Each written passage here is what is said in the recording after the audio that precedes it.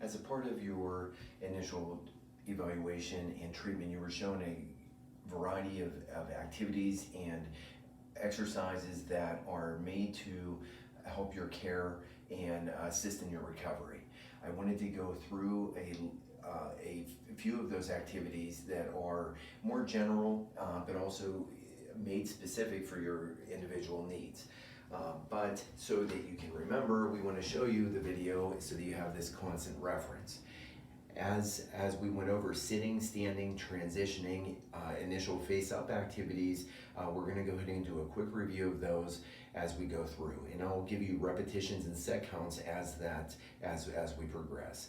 So as you're standing from that initial position, most people are rolling and reaching to get down and coming into a position that resembles this. There's a little too much extension. So as we made a correction, we had you pivot forward, curve your back inward, and then return to standing. Now the easiest way to do that is to just embrace hip hinging and using a squat technique where you come in and you end up in a neutral position each and every time. Once you're there, you know you're in a good position if you can draw your shoulders down and back. That's frequently your second exercise, which is Brugger's relief. That carries through. It's extension of the arms, drawing your shoulders down and back. If you do not have enough curve, there's nowhere to go. Putting the curve back, using a pivot, coming back to your neutral is always your correction. If you do not do a little bit of a scoot, just of that nature, it's kind of hard. Frequently you end up too far backwards. So pivot forward, scooch, then come back to your neutral position. If you can draw your shoulders down and back, relieving pressure off your neck and head, you're in a good position. From a work standpoint, keeping your elbows at your side and actually using a forward pivot, staying away from the back of the chair. Depending on your height, you might be back, you might be forward like me. If I pivot forward, I'm in this position getting into my work. When I go to get up, it's a simple pivot and then coming up from that position. Pretty much relative at ease. If I stand over here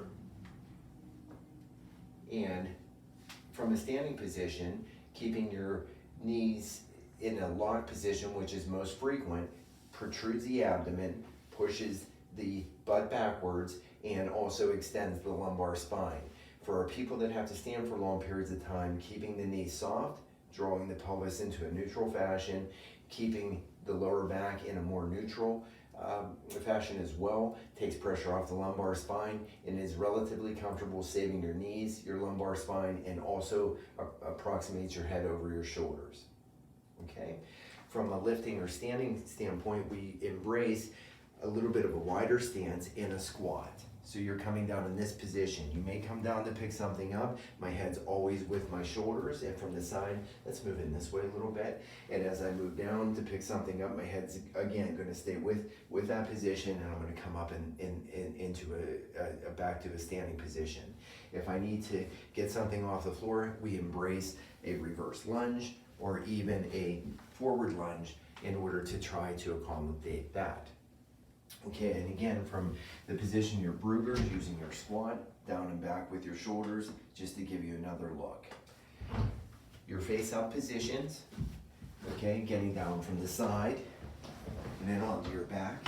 We typically go through a suboccipital stretch, which is tucking your chin and pushing your head down into your mattress or your pillow, depending on the amount of curve you have in your upper back. We also do a rotation with a 5-second hold into the opposite side with a 5-second hold. Those are your cervical spine exercises. For your lower back, a pelvic tilt, keeping your belly neutral. First of all, an abdominal breathing.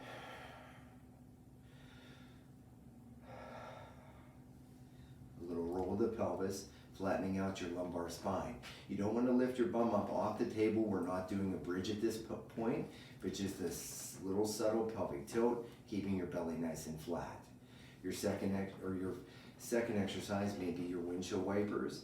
These are meant for circulation only, not for range of motion. So we're just doing this nice and soft, especially if there's a lot of pain.